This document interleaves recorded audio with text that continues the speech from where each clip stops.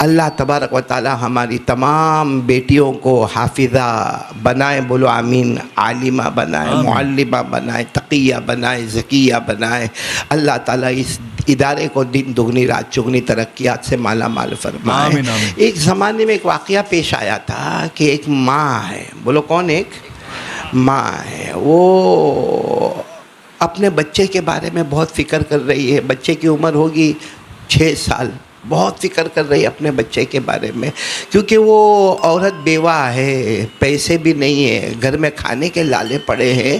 وہ فکر میں رہتی ہے کہ یہ میرا بیٹا ہے، 6 سال کا ہے، پورا دن باہر کھیلتا ہے، مٹی میں کھیلتا ہے۔ اس زمانے میں بچے باہر کھیلا کرتے تھے اور مٹی میں آلود ہوتے تھے، تو وہ ماں بہت فکر میں کہ میرے بیٹے کا کیا ہوگا، میرے بیٹے کا کیا ہوگا، میرے بیٹے کا کیا ہوگا۔ کسی اڑوس پڑوس نے مشورہ دیا کہ یہاں سے چند مائل دور ایک چھوٹا سا مدرسہ ہے، وہاں اپنے بچے کا داخلہ کروا لو۔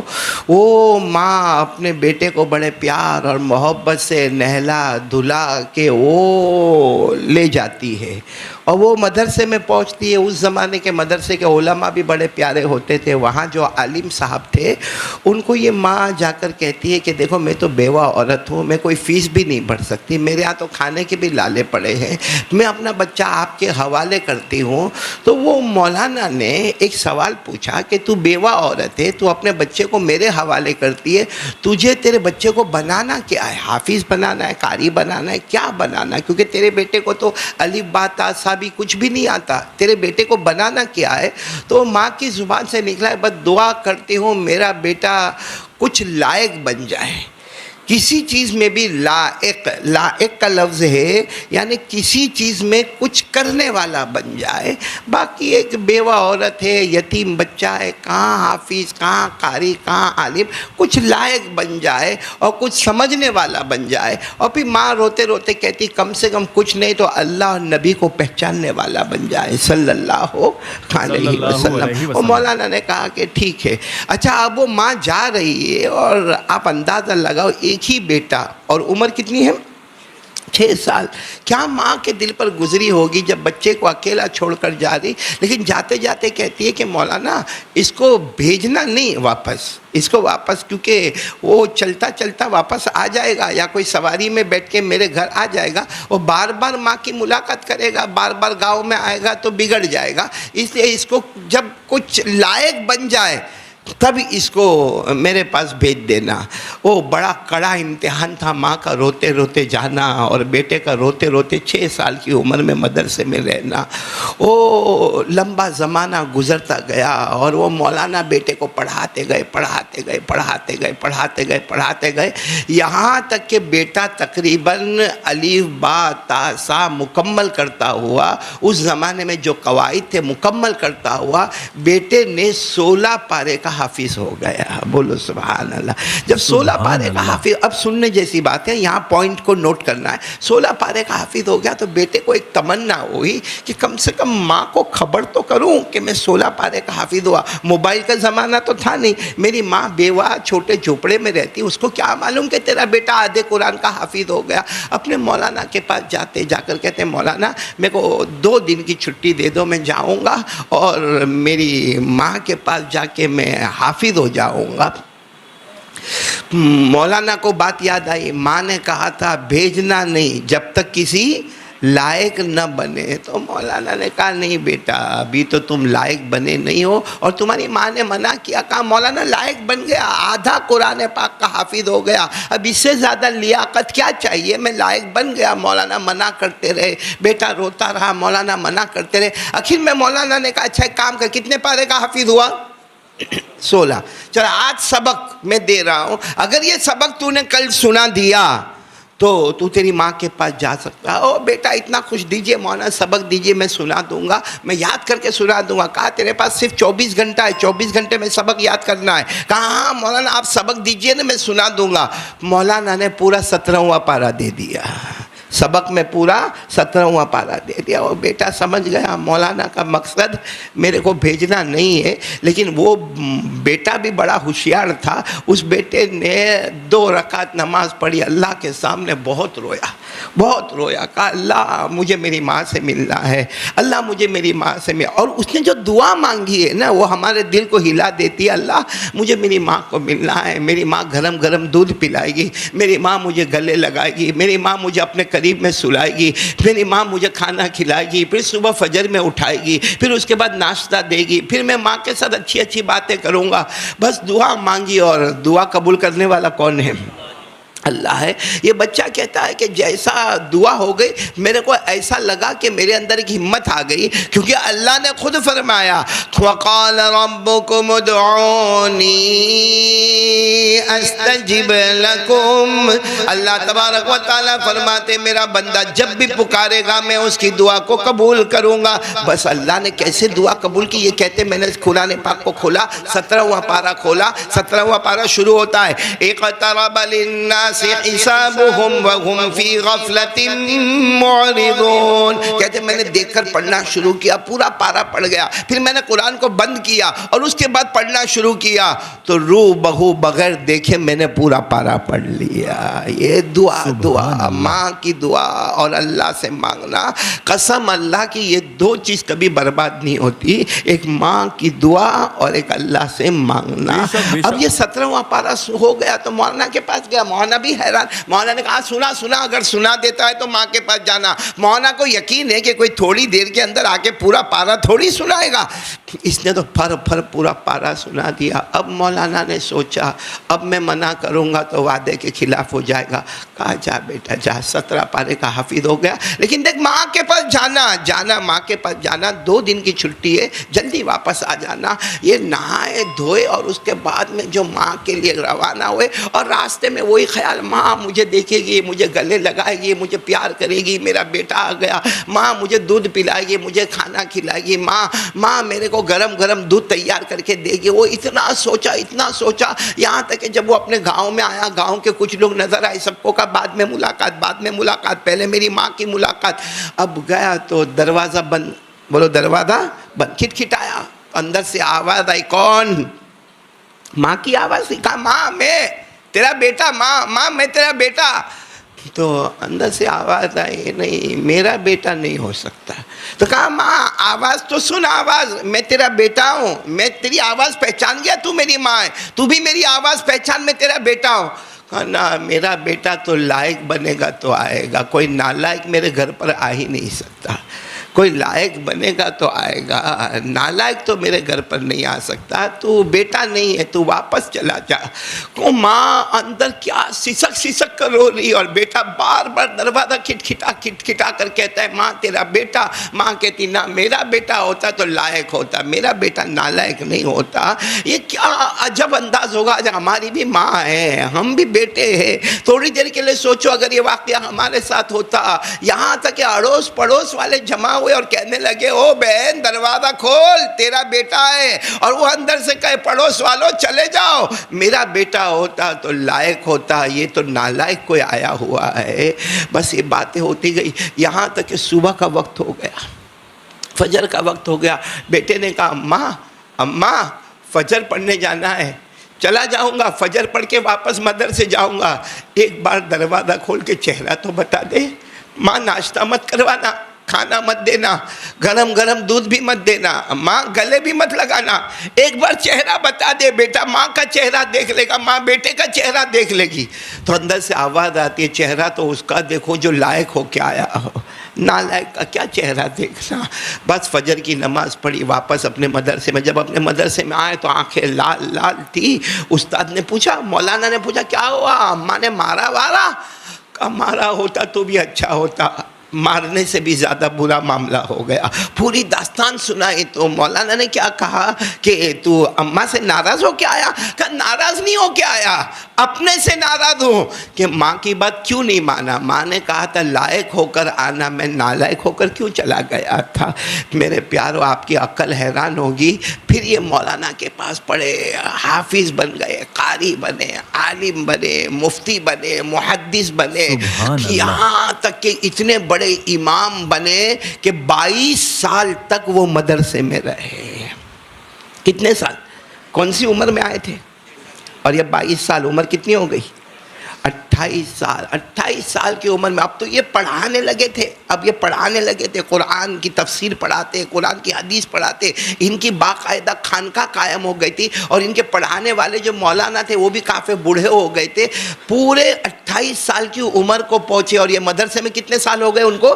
22 سال۔ ایک دن مدرسے کے کمرے میں تہجد کی نماز پڑھ رہے تھے، کمرے میں تہجد کی نماز پڑھ رہے تھے کہ مولانا پیچھے سے آیا، مولانا بھی بوڑھے ہو گئے تھے، 22 سال تو مولانا کو بھی پڑھاتے ہو گئے۔ مولانا کہتے او بیٹا تہجد کی نماز جلدی ختم کر دے، بیٹا تہجد کی نماز جلدی ختم کر دے۔ یہ تہجد کی نماز میں سوچتے میرے تہجد میں تو کوئی ڈسٹرب نہیں کرتا، یہ مولانا کیوں میرے کو آ کے ڈسٹرب کر رہے؟ خیر انہوں نے اپنی تہجد کی نماز ختم کی۔ مولانا کو کہا کیا ہوا؟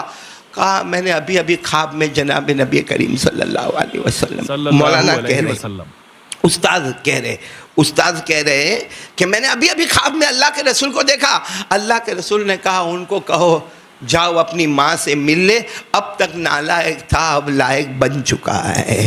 اور ہمارے نبی نے فرمایا ان کا نام جو بھی ہے، لیکن ہمارے یہاں نام ان کا دیا جاتا ہے سلطان الاولیاء، سارے اولیاء کا سلطان ان کو بنا دیا گیا ہے، سارے ولیوں کا بادشاہ ان کو بنا دیا گیا۔ تو وہ مولانا جو آئے تھے نا وہ کہتے بیٹا اب تیرا مقام تو تیرے استاد سے بھی آگے بڑھ گیا، تجھے سلطان الاولیاء کہا جاتا ہے۔ خیر مولانا نے جو ان کے ہاتھ میں پگڑی تھی نا وہ ان کے سر کے اوپر رکھی، ان کو گلے لگایا، اور سب لوگوں کو کہا کہ میرا یہ بیٹا سلطان الاولیاء بن گیا، میرا بیٹا سلطان الاولیاء بن گیا، میرے پاس پڑھنے آیا تھا، 22 سال تک اس مدرسے میں پڑھا، سلطان الاولیاء بن گیا۔ سارے مدرسے کے اساتذہ، سارے مدرسے کے طلباء سب جمع ہوئے، کہا چلو ان کی ماں کے پاس جانا ہے۔ دیکھو جو اللہ یہاں خبر کرتا ہے، اب یہ جب اپنے گاؤں میں جا رہے تو سارا گاؤں جمع ہے، اور بیچ میں پردے میں ماں کھڑی انتظار کر رہی ہے۔